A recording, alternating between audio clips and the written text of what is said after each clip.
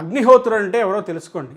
అగ్నిముఖంగా మీరు హవిస్సు ఇస్తే దేవతలు వర్షం కురిపిస్తారు. వర్షం కురిపిస్తే పాడి పంట అన్నీ సమృద్ధిగా ఉంటాయి. అగ్నిహోత్రుడు దేవతలకి అన్నం పెట్టి వాళ్ళని భరిస్తాడు. మనకి కావలసిన సుఖాలని ఇప్పించి మనల్ని భరిస్తాడు. మనం ఇచ్చిన హవ్యాన్ని భరించి దేవతలకు ఇస్తాడు. మనం ఇచ్చిన కవ్యాన్ని భరించి పితృదేవతలకు ఇస్తాడు. ఇందులో ఎవడెవడు తన పితృదేవతల పేర్లు చెప్పి ఇవ్వనివ్వండి, ఎక్కడున్నాడో వెతుక్కుని పట్టుకెళ్లి అగ్నిహోత్రుడు వాళ్ళకి ఇచ్చొస్తాడు. ఆయనకి ఇంతటి కర్మ ఎందుకు వచ్చిందండి? ఆయన అంతటి మహానుభావుడే.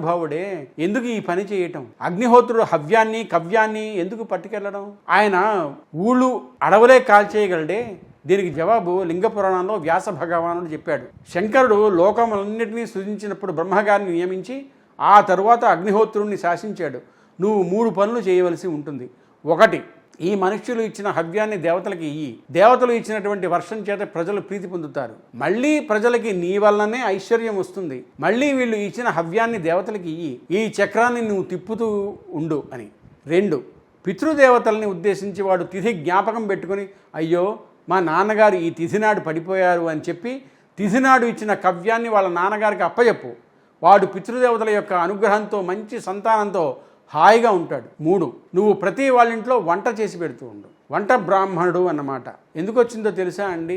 మిగిలిన వాళ్ళని ఎవరిని అలా పిలవరు. లోకంలో మొట్టమొదటి వంట బ్రాహ్మణుడు అగ్నిహోత్రుడు. వంట బ్రాహ్మణుడు ఇంటికి వచ్చినా మొట్టమొదట పొయ్యి ఉండి అగ్నిహోత్రం వెలిగిస్తేనేగా వంట చేయటం. పచనం చేసి పెట్టేవాడు ఎవరంటే అగ్నిహోత్రుడే. ఆయనే మొదటి వంటవాడు. ఇంటింటి వంటవాడు ఎవరంటే అగ్నిహోత్రుడే. శంకరుడి యొక్క శాసనం మేరకి ఈ 3 చేస్తూ ఉంటాడు ఆయన. అందరూ జై శ్రీరామని కమెంట్ పెట్టండి. పెళ్లి సంబంధాల కోసం మా టెలిగ్రామ్ ఛానల్ మ్యాట్రిమోనీ ఇండియాలో జాయిన్ అవ్వండి.